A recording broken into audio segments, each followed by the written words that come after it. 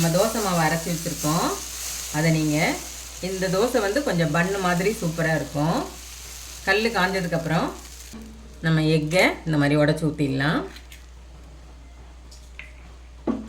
2 எக்குங்கிறது ரொம்ப நல்லா இருக்கும், ஃபில்லிங்காக இருக்கும். இது ஒரு தோசையே போதும். இதில் நம்ம இப்படி பொடி பொடியாக சாப் பண்ண ஆனியனை அது மாதிரி தூவி விட்டுடலாம்.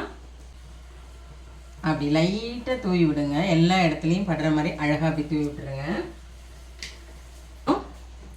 நம்ம இது ஒரு லிட்டு போட்டு மூடிடலாம். ஸ்லோ ஃப்ளேமில் 2 மினிட்ஸ் மூடி வச்சுருக்கோம். இப்போ பாருங்கள், இதை திருப்பி போடணும்னு அவசியம் இல்லை, பன்னு மாதிரி இருக்கும். இது குழந்தைங்களாம் ரொம்ப விரும்பி சாப்பிடக்கூடிய இந்த தோசை நல்லா சூப்பராக பாருங்கள், எவ்வளோ சூப்பராக இருக்குது. சட்னியும் ரெடி ஆயிடுச்சு.